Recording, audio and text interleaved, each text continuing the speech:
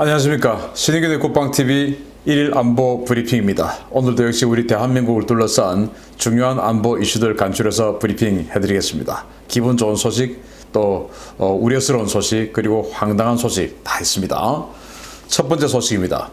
사상 최초로 림팩 훈련에 스텔스 미사일 호위함을 참가시킨 필리핀이 연일 이 호위함의 활약상에 대해 대서특필하며 환호하고 있습니다. 두테르테 대통령은 코리아 넘버원을 외치고 있다는 소식입니다. 필리핀 해군이 지난달 취획시킨 한국산 군함 호세 리잘함이 이달 17일부터 30일까지 하와이 인근 해역에서 진행되는 환태평양 군사훈련 림팩 2020에 참가해서 필리핀 해군의 발전된 위상을 유감없이 선보이고 있다고 현지 언론이 일제히 보도하고 있습니다.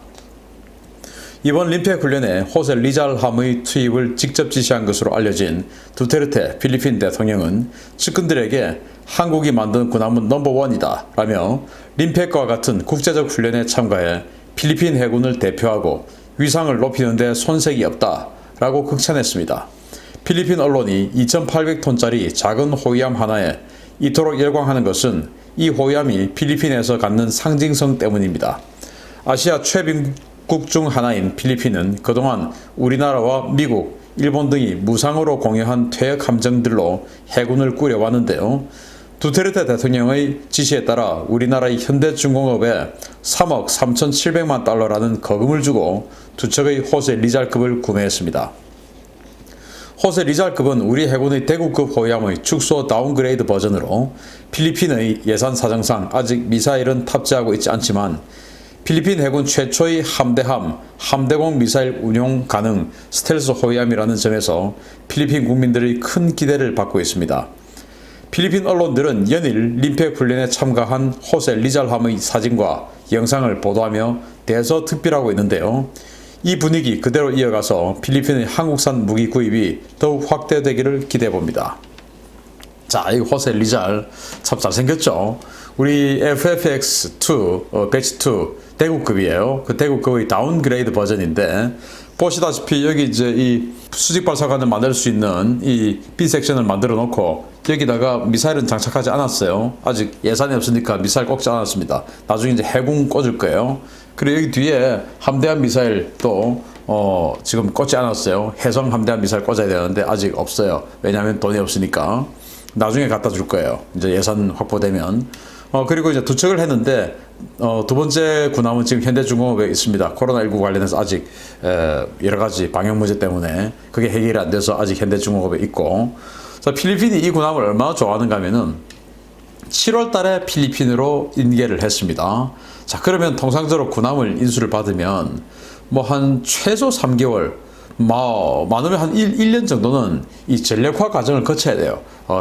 해상 테스트도 해보고 뭐 여러 가지 운용을 해보고 그리고 이제 AS 기간 좀 지나서 그리고는 이제 실전 투입을 하죠. 그런데 여기는 받자마자 지난달에 받았는데 8월 달에 바로 그냥 림팩에 출전시킨 거예요. 왜냐? 얼마나 자랑하고 싶었으면 그동안에 사실은 뭐 이 중고 군함 뭐 이런 것들만 받아 쓰다가 처음으로 자기네들 돈을 주고 산 이 신품 군함이기 때문에 또 생긴 것도 잘생겼으니까 이걸 이제 자랑하고 싶어서 하와이에 지금 이렇게 보내놓은 겁니다.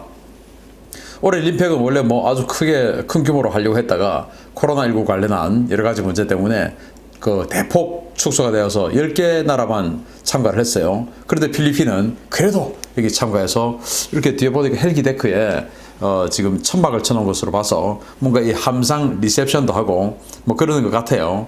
자, 이렇게 지금 자랑을 하고 있으면서 계속 림팩에서의 활약상을 대서특필하고 있답니다.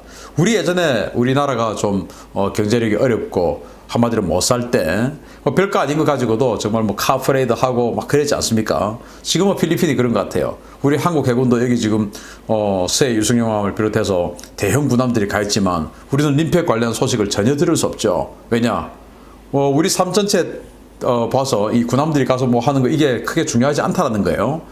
또 거기서 뭐 활약을 한다 하더라도 그게 뭐 대단한 일은 아니라는 거예요. 그만큼 우리가 발전한 거죠. 근데 필리핀은 마치 예전에 우리가 홍수환 선수가 지구 반대편 남아프리카 공화국에 가서 엄마 챔피언 먹었어 라고 하는 것을 위성 중계하듯이 이런 식으로 지금 계속 자랑스럽게 중계를 하고 있는데 두테르테 대통령이 굉장히 만족하고 있다고 하니까 필리핀 군의 현대화에 우리 한국 무기 많이 써주기를 기대합니다. 림팩에서 이 중남미 국가들도 사실은 많이 오는데 이 필리핀의 호세 리자를 보고 중남미 국가들도 한국 군함 또 사는데 세일즈가 제대로 됐기를 기대합니다. 두 번째 소식입니다. 참 북한에게는 우울한 소식이에요. 중국과 북한의 국경 봉쇄로 인한 김정은의 경제적 타격이 생각보다 어마어마한 것으로 집계됐습니다. 최근 3년간 무려 70억 달러 손해를 보았습니다. 최근 바이러스 사태로 인한 북한과 중국의 무역액이 급감하고 있으며 이로 인해 북한의 외화 수입이 크게 감소하고 있다고 VOA가 25일 보도했습니다. VOA는 중국 해관 총서 자료를 인용해서 7월 중 북한의 대중 무역액은 전월 대비 24% 감소했으며 이는 최근 심화된 북중 국경 봉쇄의 영향이 크다라고 분석했습니다. 올해 7월까지 중국과 북한의 누적 무역액은 4억 8,452만 달러로 전년도 같은 기간 14억 7천만 달러에 비해 10억 달러 가까이 감소했는데요. 특히 북한은 외화 수입과 직결되는 수출의 타격이 대단히 컸습니다. 1월부터 7월까지 북한의 대중 수출액은 3,534만 달러로 제재 이전의 2016년 같은 기간 16억 달러의 45분의 1로 주저앉았는데요. 트럼프 행정부 출범 이후 대북 제재가 심화되기 전인 북한이 연평균 25억 달러의 외화 수입을 얻었던 것과 비교해보면 대단히 심각한 수출액 감소입니다. VOA는 제재와 바이러스가 없었다면 북한은 2018년부터 3년간 75억 달러를 벌어들였겠지만 현재와 같은 추세대로라면 올해 말까지 북한의 3년간 외화 수입은 5억 달러 미만에 그칠 것이라고 전망했는데요. 이 같은 외화 수입 급감으로 인해 올해 안에 김정은 통치 자금이 바닥날 것이라는 분석이 곳곳에서 제기되고 있습니다.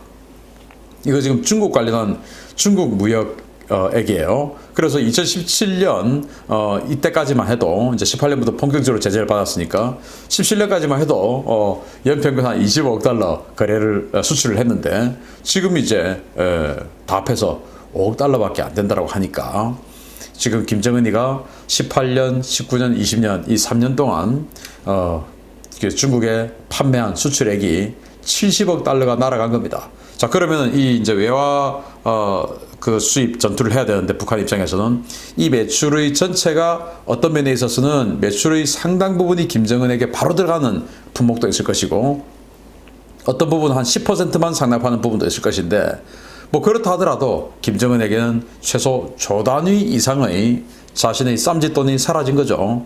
뭐 이것뿐이겠습니까? 해외 노동자로부터 갈취하는 그런 외화 뭐 어마어마하게 다양하고 많은 영역에서 김정은의 외화가 다 고갈이 됐는데 중국에게 수출하는 이 무역액만으로도 무려 9조 원 가까이가 증발했고 거기에서 김정은 뭐 제목은 뭐 사실은 그렇게 했습니다만은 실제로 김정은이 얼마가 9조 원 중에서 얼마가 김정은 거다는 아무도 몰라요. 최소 1조 원은 넘지 않을까 라고 생각이 되죠.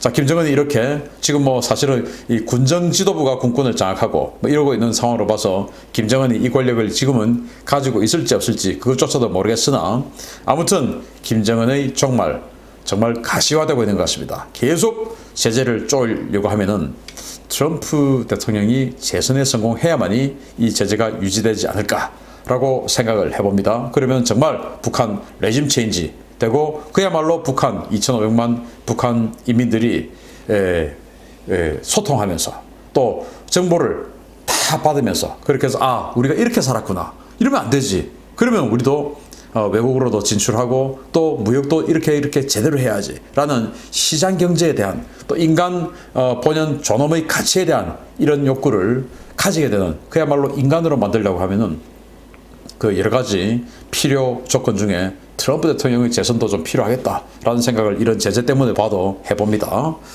세 번째 소식입니다. 중국 정말 얍삽한 짓 하려다가 걸렸는데요. 중공이 파푸아 뉴기니를 대상으로 바이러스 백신 실험을 시도했다가 파푸아 뉴기니와 외교적 마찰이 발생했다는 소식입니다.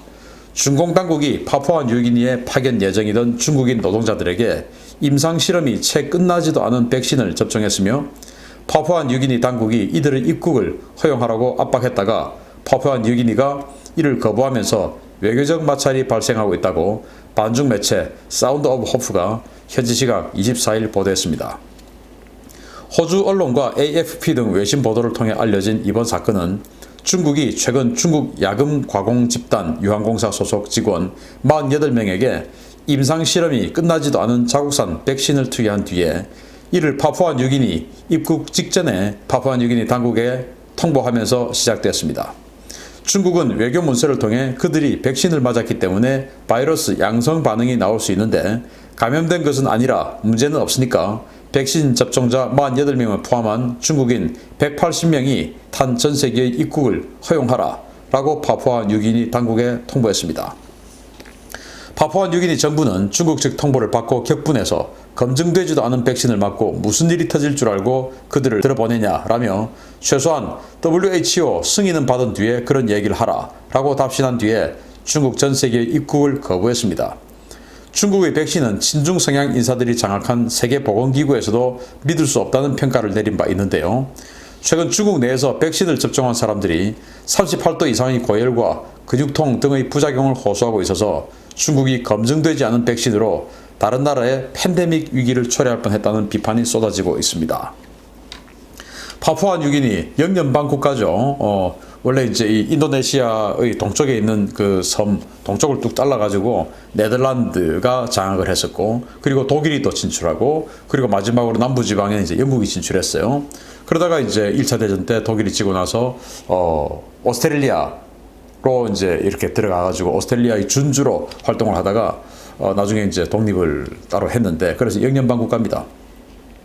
그런 상황에서 사실은 뭐 이 파푸아뉴기니는 한 890만 명 정도의 인구가 있고 국민소득이 1인당 한 2,500달러 GDP가 되니까 좀 빈국이죠. 그런 파푸아뉴기니에 중국이 1대1로 진출을 한 겁니다. 그래서 많은 차관 뭐 이렇게 투자를 하는 셈 치고 이렇게 대주고 결국 이제 고열을 다 빨아먹죠. 이것도 마찬가지예요. 금광, 광산을 개발하는데 그게 이제 중국이 투자하고 실제로 이익은 뭐 중국이 다 빨아 당기는 거 아니겠습니까? 지금 1대1로가 그러니까. 그래서 이제 이 파푸아뉴기니에 광산 개발하러 들어가는 기술자인데 백신을 맞았다 이거예요. 그런데 사흘 전에 맞았다 이거예요. 입국 사흘 전에. 그러면 백신을 맞으면 항체가 생겨야 되는데 아직 항체 생기기도 전에 고열이 나고, 자 들어가면 이제 이 발열 체크하지 않습니까? 그런데 고열이다 이거예요. 그런데 코로나는 아니야. 그런데 코로나 검사해 보면 양성 반응 나올 수 있어. 왜? 백신을 맞았으니까. 그런데 지금 항체 생성이 안 됐는데 이런 사람들을 대규모로 파푸아뉴기니에 보내서 뭐 어떻게 하려고요?